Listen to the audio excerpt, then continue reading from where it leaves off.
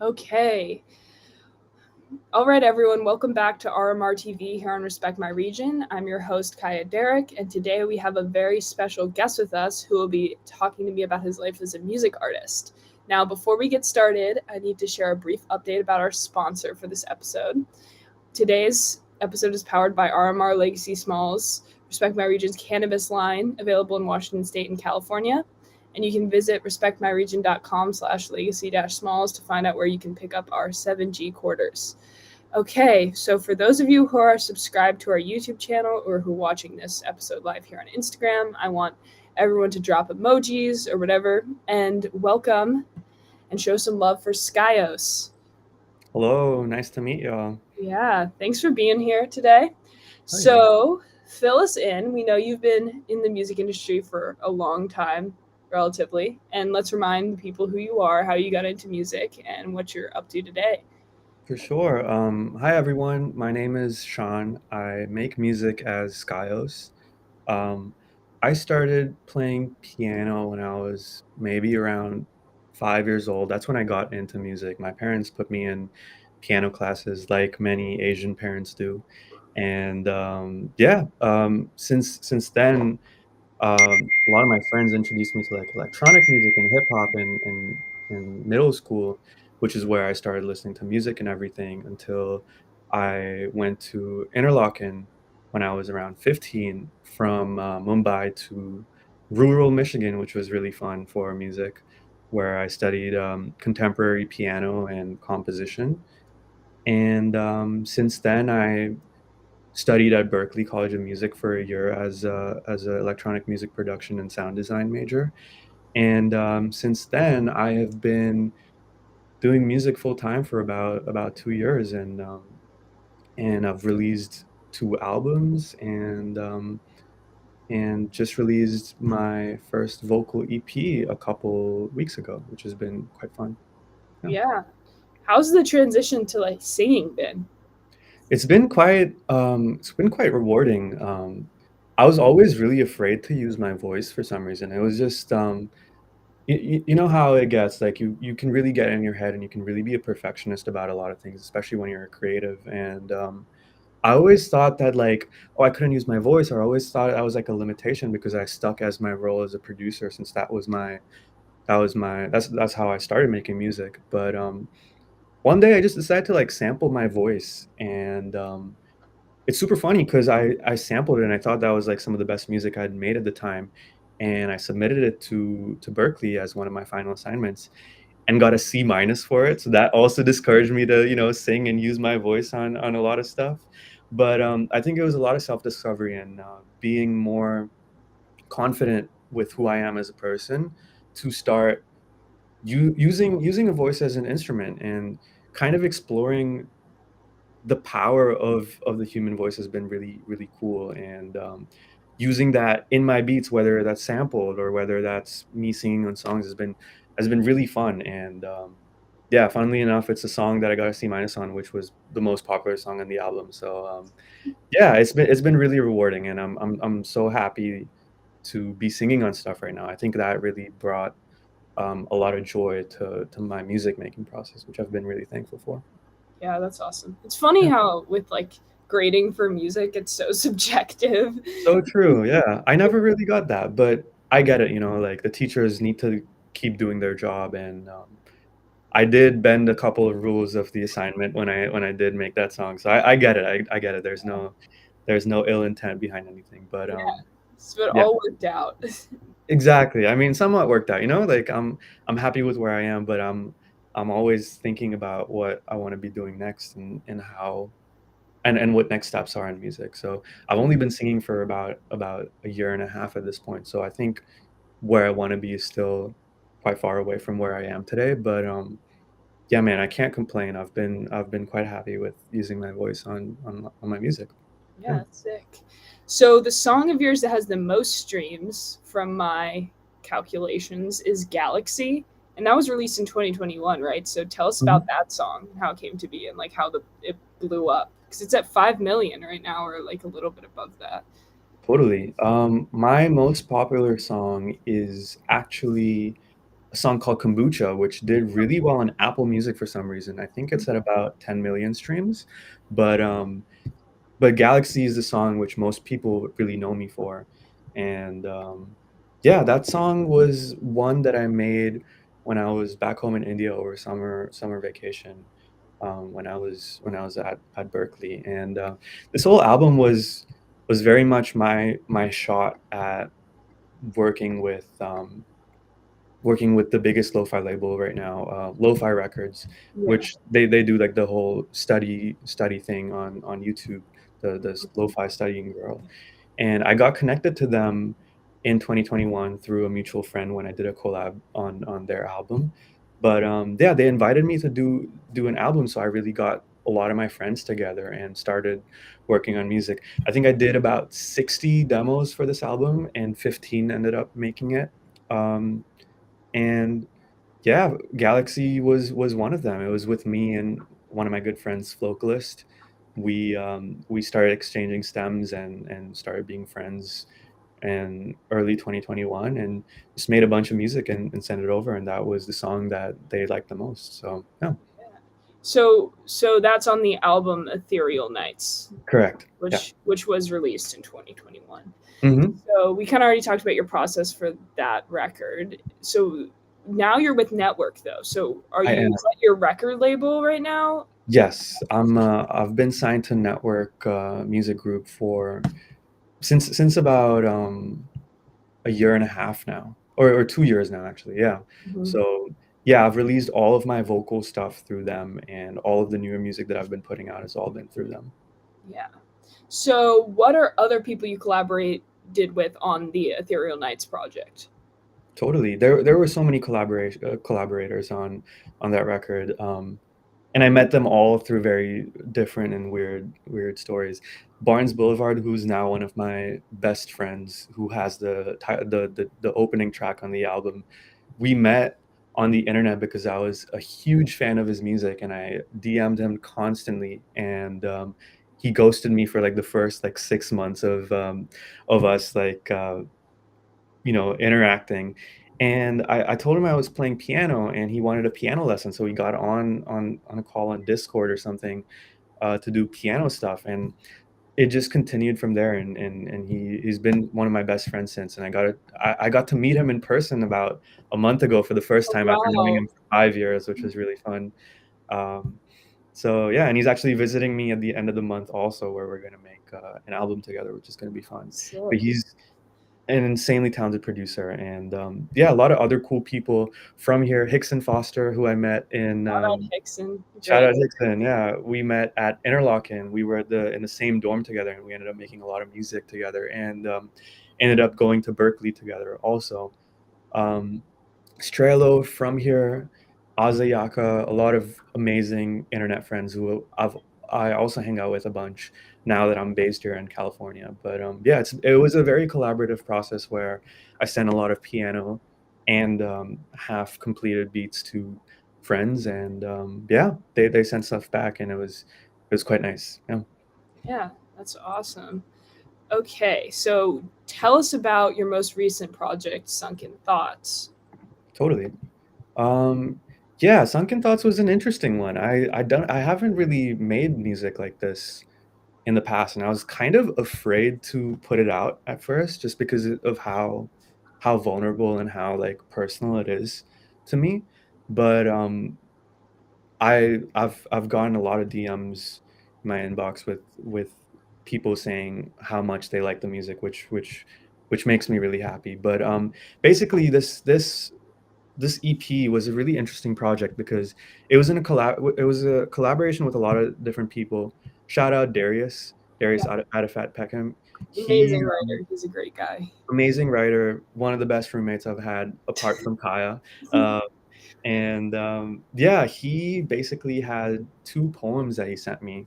One which his mother wrote, and one that he wrote, which were meant as a call and response. And tragically, his mother passed away when he was a kid. So this for me was a really special moment that I was able to capture and score regarding an interaction between him and his mother, and the fact that he trusted me so much to be able to put music to that was really special. So the starting track and the end track are poems that I put music to and scored, and the middle three tracks are the songs that I kind of put together to kind of reflect how I feel about music and relationships and life in general, and going through the tough times and going through the not so tough times, and how that kind of wraps together in this really beautiful experience that we all get to live through, which was interesting. Yeah, it's Yeah, a beautiful project. And like knowing both you and Darius, it was like so like when I heard it, I was like, oh my God. Because I love you both. And like Darius's story is so incredible. So if anyone wants, you should check out that EP and then also look up his name. He has books and stuff if you're into like poetry and stuff like that. He's amazing. totally. Okay. So moving on. So you recently moved to LA from Boston and you lived in Mumbai. So what has the transition been like musically or anything? It has been a lot, to be honest. I've always moved around, even as a kid. Like I lived in like a couple different houses, and my grandparents lived in a different state, and I used to always visit them. So there was always travel in my life where I didn't have one permanent spot that I would live in for more than like a year at a time. And ever since going to Michigan to study, everything is also like, I've always constantly been traveling. So being in California feels very grounding, which I really like. Yeah, I plan to be here at least for the next like 3 years, which has been such a blessing. And moving out here, it was weird because moving to a new city, moving to a complete new environment can always be tricky, and you don't know the people, you don't know a lot of things, and it's so novel, and there are a lot of ways that you can kind of mess up. But I've been thankful enough to be surrounded by such kind and amazing human beings, and they've really helped me, you know, just live here. Like, for example, the other day, one of my really good friends, Dylan Witherow, who lives about 15 minutes from me. It's been such a blessing because I don't have a car right now, and being in California without a car is a little bit annoying. But he's been super kind about just like, I don't know, helping me with stuff, and like we just went the other day and bought a TV, which was really sweet of him to do so. So I've been thankful to be surrounded by really nice and genuine human beings who've made this move such an easy process. Yeah, that's awesome. And Dylan's a great musician as well, so you got to check his stuff out. He's a guitar Totally. player. He's toured Yeah. with lots of people. Okay. So I ooh, okay. I lost my place. Sorry. Okay, so we're gonna switch gears a bit and talk more about like local music in LA and Boston. Just talk about Totally. what's going on in those scenes. So I want to start to kick it off like any friends or collaborators you're excited about in the Boston scene right now. There are always phenomenal musicians in the Boston scene because so many colleges are based there, and I feel like it's just such a hub for creative people to kind of get together. And my motto behind music has always been collaboration, right? And I feel like getting creative people together in one place is just a recipe for really good music. I've been listening to a lot of Tiny Habits lately, who's a trio from Berkeley who have been doing some phenomenal stuff. Um, there's this phenomenal drummer, Javon Morse, who's been making some really great beats and been playing some really good drums lately, who I really vibe with. Um, this Instagram drummer called Gucci Pineapple, who is somebody who I really love listening to. Great. He does great covers of some really iconic hip hop samples, which I really appreciate. And Tiny Habits and Gucci Pineapple work a lot together. Um, yeah, that's those are the names that come to mind when I think about Boston. But I feel like Berkeley has had a very significant role in my taste of music that I kind of explore from Boston in particular. Yeah. What Yeah. about LA? Are there any local LA artists? I mean, I know LA is like huge for Man, artists. yeah. Any of the smaller ones that you've been excited about recently? What what do you mean? What do you mean by small? How much are Like we? not A list. Okay. Um, Are they allowed to be signed by major labels? Is that okay? Sure, go for it. Shout Okay. out whoever. Shout out Sophia Valdez. She's been She's killing it. amazing. Amazing. Shout out Dijon. Dijon is one of my favorite artists right now. He's quite big, admittedly, but just the amount of expression that he's been able to showcase in his music has been something that I haven't seen many musicians be able to do. And McGee, being Dijon's producer, has also been a huge influence on me and my music. Um, Shout out Weird Inside and Zach Valier also. They're between New York and LA, but fantastic musicians and really bringing, really showcasing this newer side of music and always constantly innovating. One of my really good friends, ASO, is also one of the people that inspire me every single day. The amount of intent and thought that some people put behind their music always constantly inspires me and blows my mind of the different possibilities of music as an art form and the millions of options that we have as creatives to kind of express ourselves in cool ways. Yeah, that's awesome. So, who have you been collaborating with since you moved to LA? Like, Man, there's a very thriving beat making and vocal community in LA right now, and ASO and Dylan Witherow are my two biggest collaborators right now. We get together almost every other day and make music. Dylan's working on this fantastic solo debut record that he's working on. Really excited to see what he does, and I've been making a lot of music with him and for him. One of my really good friends, Presence, lives out in Ventura, and he came out here for a week, and we put him in. We did a bunch of sessions with him, and it was amazing. A lot of great music out there. Shrimp Nose, Ian Ewing, Rojo, Chris Mezuera.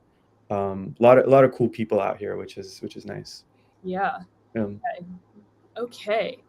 It's always great to see like everyone supporting each other and stuff. It's like you're always collaborating with like a million people. Like every time I talk to you, you're like, but it's yeah. great. It's awesome. It's a community, you know. I feel like we feed off of each other's energy, and we're constantly trying to strive to do better. And I think having a little bit of that friendly competition just makes the music better, which I'm all for.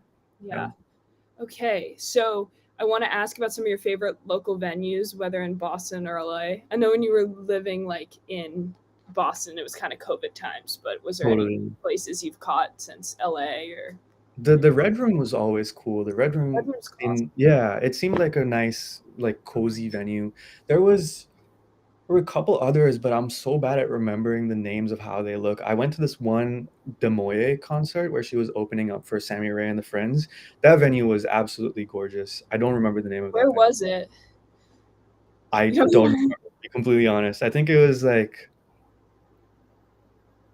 yeah, is I it don't remember. Brighton Music Hall or Yeah, it was Brighton Music Hall actually. Yeah, yeah, yeah, yeah. There you go. great to Brighton Music remind Hall. that. I was Yeah, supposed to that's a say. great venue. Yeah, in LA, I live so close to the Lodge Room. That has been so sick to just like be able to go over there. I'm not 21 yet, so I still can't go to like most concerts.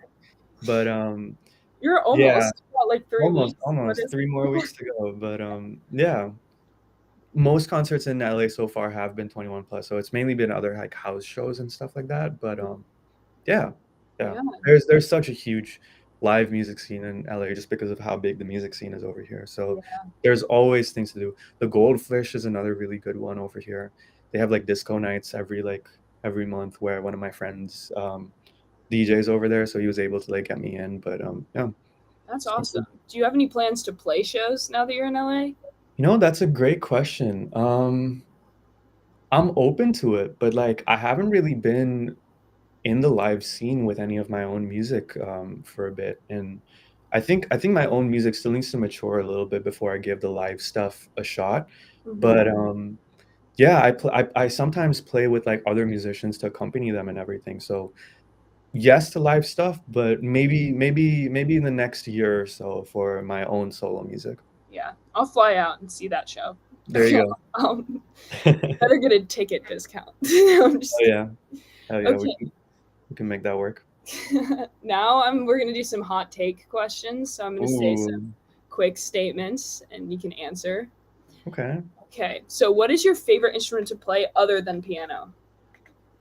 The guitar. I gotta say the guitar. Man, the everything just sounds good on guitar when you play it just because of how it's voiced, you know? I feel like you can overthink stuff on piano so much where you have a lot more possibilities on piano, I will say, just because your fingers can do anything and if you can There's look at more it. octaves as well. There's more Exactly. You can notes. Yeah. and you can play like minor seconds very easily. Like you can't really play minor seconds that well on like on Gotta guitar. have the big You gotta hands. have like really weird fingering, I guess. Yeah.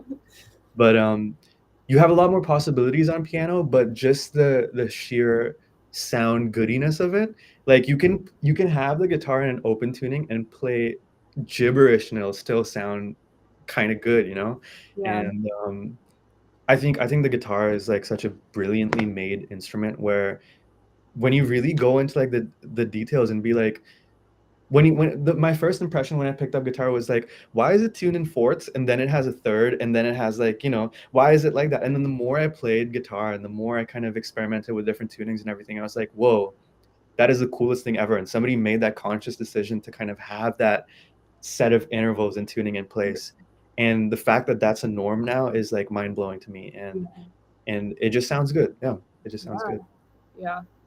Good shout out to guitar. Yeah, I guess that's not too much of a hot take, but yeah. No. I mean, a lot of producers don't really use too much guitar now. I mean, it's always like a thing. Like people use a lot of electric and stuff, but there's a lot of synths and programming.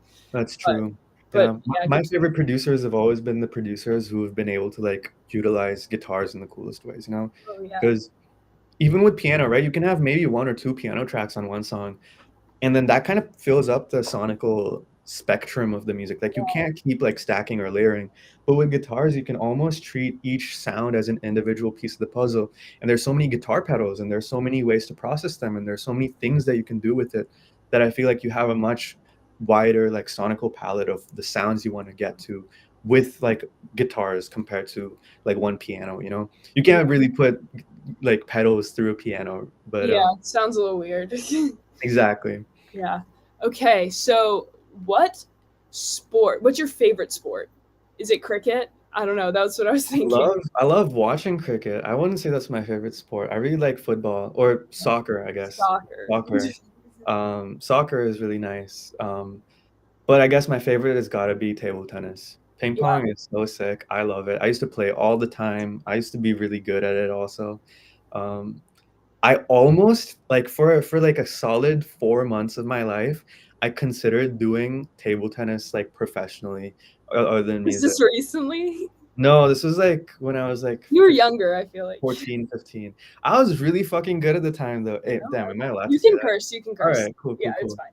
I was really good at the time, not gonna lie. Like my school used to like send me off to play against like other schools and shit. And like they used to play like college level, and I used to be there as like a seventh grader just whooping all of their asses. It was so much fun. That's But awesome. yeah. Yeah, that's sick. What's your favorite team, like for soccer?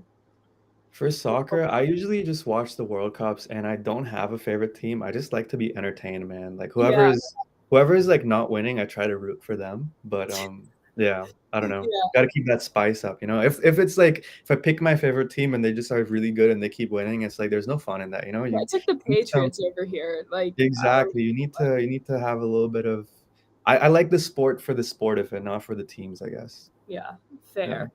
Okay, who is and this is when it's gonna get a little harder right here. So All who right. is your favorite all-time producer?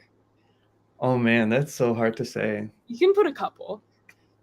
No, I'll stick with one. We'll make it interesting. I really fuck with Rick Rubin and how he Yeah. operates as a human being and how much of an influence he's had on every possible type of music that you can think of. He's done rock records, he's done country records, he's done electronic stuff, he's done hip hop stuff. He has his own label and he like his workflow and his process is so different from every other producer that I've Yeah. encountered. Like most producers are so hand-on where they try to take control of the music and they try to put as much of themselves into it. But I feel like Rick Rubin's workflow is so much of getting the best out of each individual artist. And I respect that so much as a producer, where he's able to have such a big impact using words and just communicating with artists rather than actually going in the DAW and like messing with some stuff. But yeah, his way that he looks at music and approaches it is one of the most like beautiful and intriguing ways I've seen people approach music as an art form. And Yeah. I've been reading his book, and it's been very inspiring as a I producer. need to get that. Yeah, He's such a chill guy too. Like he really just is. He's just vibing, man. He's yeah, like he's chill. yeah. Yeah. Okay. What is your favorite album of 2023 so far? Oh Do you have? man, let's see. I'm gonna have to pull up my Spotify for this. Okay, this is an easy one. Maybe this is me saying it because like I just started listening to it and it's so new, but it's like just some of the most mind-boggling music that I've heard in a while. The Japanese House. Y'all Oh are wow, so cool, yeah. man. Oh my God. I found her. I, most people find her through her Bonnie Iver collab, the Mhm. Justin Vernon collab. Yeah. That song is absolutely gorgeous. That's actually how I got into Bonnie Iver in the first place. But the Japanese house record has been such an interesting one where like there's so many electronic influences and indie influences while keeping a lot of the songwriting very nice and like still having like weight on its own. Like she released her album and then she did live versions of most of the songs in her album also. The live versions are super stripped back and super intimate. And then the fully produced album is so well produced and very well thought out, and the sound design on it is genius. So I've really been enjoying Japanese House. Arlo Parks had a new record. That song that Arlo Parks did with Phoebe Bridgers has been on repeat this whole Oh, time. I've So been good. Sean, I've been obsessed with Phoebe. Hell yeah, man. Like everything. So Go good. I So fucking good, talk man. about Phoebe for years. Totally. Years. But Totally. And A, the SCayos Whatever Happens Happens yeah, album is kind of sick also. that Damn. I one is don't know, good. maybe is Yeah. that a hot take? I don't know. That's and it seems like people agreed, so I don't know if it's a hot take. Ah, thanks, man. Yeah, that was a fun one. That was the first vocal album that I did, Yeah. and yeah, it was. I really enjoyed making that record. And sometimes I listen to some of those songs, I'm like, damn, I did that. How am I ever gonna like do anything like that again? But then, I don't know. I think there's still so much more to do in music, and I'm gonna keep like growing as a musician and as a producer. So Yeah. hopefully, I can make better stuff than that album like in the future. But yeah, Yeah. It's gotta always see. crazy because I'm sure when you made Ethereal Nights, you were like, "This is the peak," or Right, this is the yeah, peak, and then the peak keeps getting higher, so I yeah, don't know. Even in terms of, like, my relationship with the music, right? Like, sometimes I make something and I absolutely hate it, and I'm like, "This is the worst thing that I've ever made in my life, and I'm gonna quit music tomorrow because I can't do it." And then sometimes make stuff, and I'm like, how the hell did I make this? Like, was I even me when I was making it?" yeah, And I've just realized, you know, like, it's such a collaborative thing that, like, people bring their best parts to the music, and as long as you're having fun with it, like, that's all that really matters. Have you heard like the theory of like I think it's called The Artist's Way or something? It's a book, and like if you Mm, open yourself up to the universe, I think Bob Marley talked a lot about it, or yeah, Bob Dylan, one of the Bobs, where one of it's the like where it's like you just kind of open yourself up to creativity and you like make something, and part of it's like, oh, the universe just kind of gave that to me because I exactly. don't know how I wrote that, Right. especially when you write Yeah, stuff fast. So yeah, totally. Rick Rubin talks about that a lot actually as yeah, well, a lot where, of. like Mhm. go ahead, sorry. No, I was saying a lot of like famous musicians have touched on that. So So true. Almost as, like, treating us as, like, filters of music or whatever, you know what I mean? Like, mm, I don't know, taking in this information that we see every day when we go on walks, when we talk with friends, when we, you know, do mundane life activities, and then kind of being inspired by that and like using our brains as like filters to take all of our experience as being humans and putting it on something. I think that's so special, and that's such an interesting way of thinking about it. yeah, definitely is. Okay, moving on. What are your thoughts on the current state of lo-fi or electronic music, like the industry? Oof, that's a hard one. That's a hard one. Um, I feel like lo-fi music is in this weird space in with music in general, right? Where 99% of people, they don't really care about the music. It's something that they put on in the background while they passively study or do that thing. And there's definitely a world for that, and that world is kept on increasing, because people seem to have struck a chord with it, which I think is super special. And especially taking inspiration from iconic beat makers such as Madlib and Jay Dilla and Knowledge and a lot of these people who pioneered the space. It's really interesting seeing it go in this, dare I call it, this whitewashed direction where the main people monetizing off of this art, which is historically Japanese or black, is white Europeans. And they have such a monopoly over a lot of this music that it feels it feels like the art hasn't been evolving for a while, when the entire goal of the music is to fit in. But them doing so, I feel like, has inspired this new wave of musicians that primarily come from a lo-fi background, who are trying to really innovate and bring this music to different avenues. Beat makers like ASO are ASO and middle school, and even Dylan, where they come from, like, a lo-fi background, and they take these influences and they put that in their own music, which I think is definitely the next space for it. For example, ASO, who has had songs with Claro and like Snoop Dogg and amazing credits like these, while primarily making like chill beats music. Same with Dylan. He's gone on tour with John Mayer and Alec Benjamin, and produced for artists like Lizzie McAlpin and Leve, primarily still making most of his, like, income and being very big and prominent in the lo-fi space. So it's quite interesting. And the last Adele album and the last Janae Aiko album, they both had like lo-fi beat makers in their credits. And one of my close collaborators, Shuko, he frequently works with like Kanye and Anderson .Paak and like in the major label side of things. So I think the boundaries between that is really changing, and lo-fi as a sound and as an aesthetic and as an influence is going to be heard everywhere, like it already has been right now. But I think lo-fi as like a passive listening thing, artists are starting to get less and less of the benefits that the genre has to provide to Yeah. the artists. But yeah, I It's think definitely, they're pros and cons. yeah, it's going to be interesting to see where it goes in the next couple of years, because it's like, Agreed. yeah, it'll, Especially with the rise of AI, right? Like yeah, if the listener and the consumer genuinely doesn't care about the type of music, especially if it's supposed to be background music, and as long as it provides a clear enough bed, like, what is stopping these bigger labels to just have AI music, and what are the ethics and the rights and the regulations according to that, and how is that gonna function, right? Like, I think lo-fi is gonna be the first music genre, lo-fi and ambient music, music that's mainly passively streamed, is gonna be the first genre to go to AI music. But it's fair, I think the people who rely on just passive listening music and just these big monopolies for their music are kind of shooting themselves in the foot by eliminating other opportunities, not only to make revenue but to express themselves as musicians also.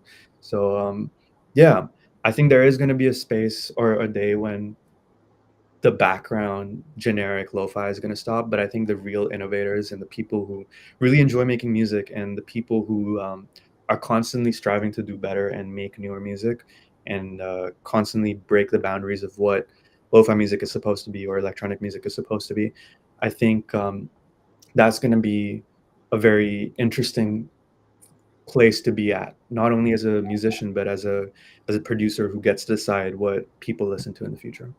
yeah, definitely.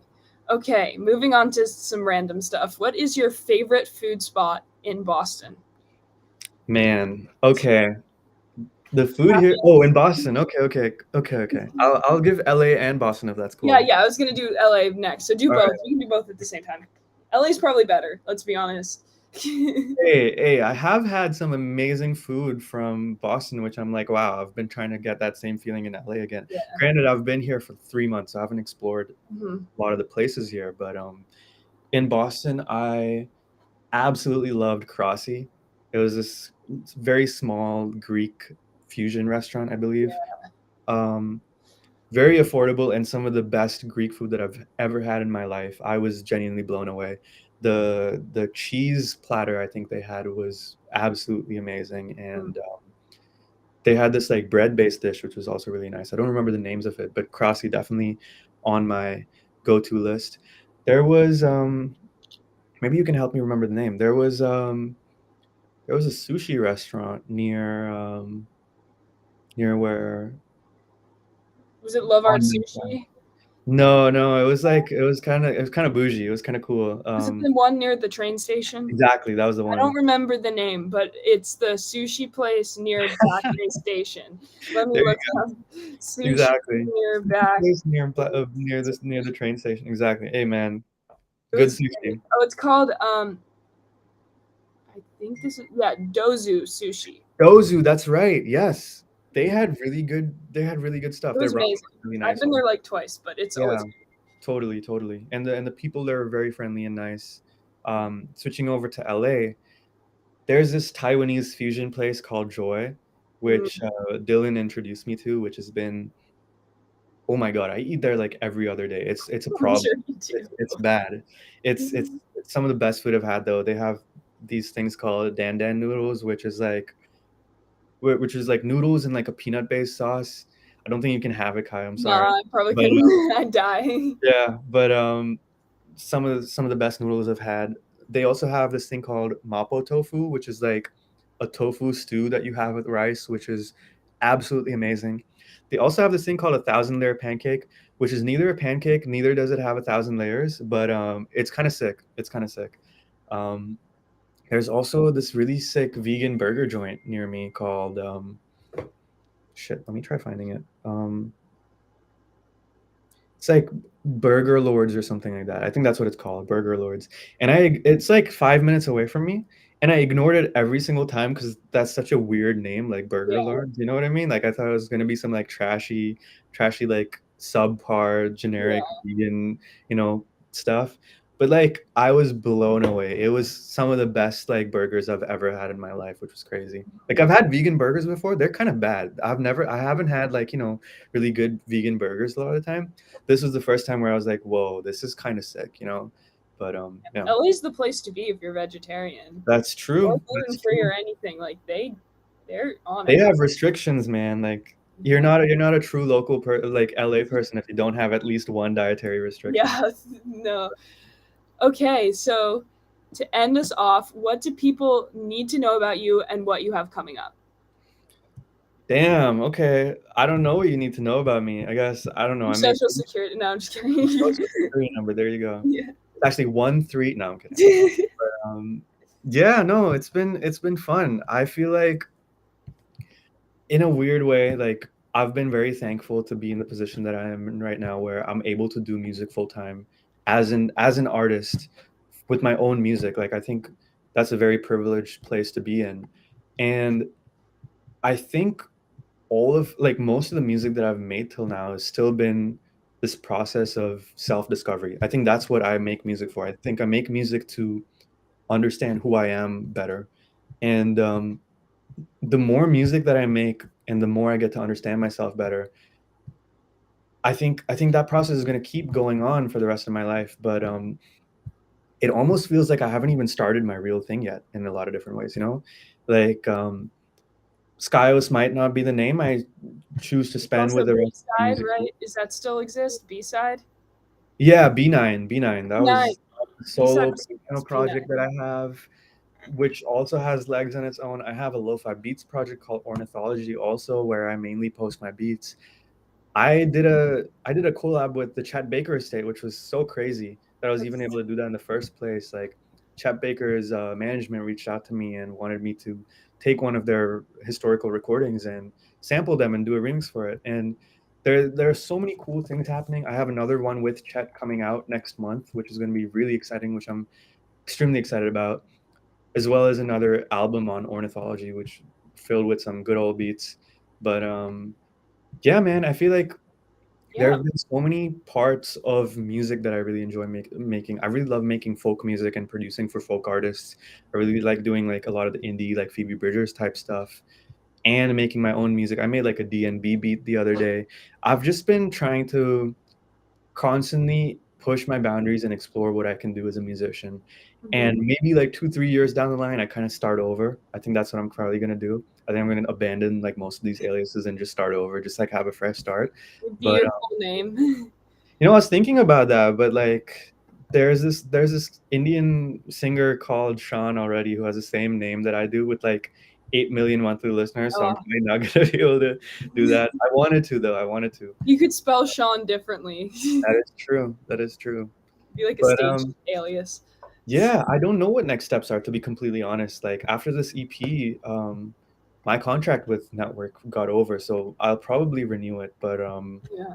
I really want to take some time with myself and figure out the type of music that I want to be making before I do that. So yeah, for the next couple of months, it's probably actually going to be quite silent on SCayos. But yeah, 2024 is going to be a cool one though. Yeah, but still listen to all the music over there. There's plenty.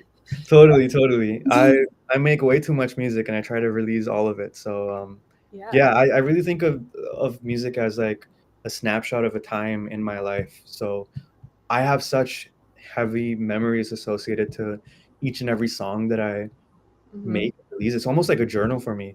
So I think these years are so formative for me as a musician, and I want to be able to allow myself to not be put in a box right now and still be free to make all the types of music that I want to make. And I think this is also the right time to do that. I'm not going to be like 40 having this identity crisis, but yeah, I think really taking some time with myself and making music that I really enjoy making is next steps, and seeing where that goes. I always try to throw some curveballs in the music that I make, but yeah, hopefully I can keep continuing that. But yeah. So really appreciate you joining us here today. So please let people know where they can stream your music, what your Instagram profile is, any other Totally. socials. Yeah, SCayos everywhere, spelled SCayos. That's my handle on Instagram. That's where you can listen to my music on Spotify, Apple Music, wherever you listen to music, YouTube. Yeah, thank you so much for having me on here. Yeah, of course. Yeah. Okay, so that's our conversation for today. Thank you for joining us on another episode of RMR TV. I'm Kaja. This is SCayos, or Sean. And for those of you watching, please make sure to leave us a review in the comments, like, follow, subscribe to our Instagram and YouTube. And yeah, that's all for today. So thank you everyone for tuning in. Bye.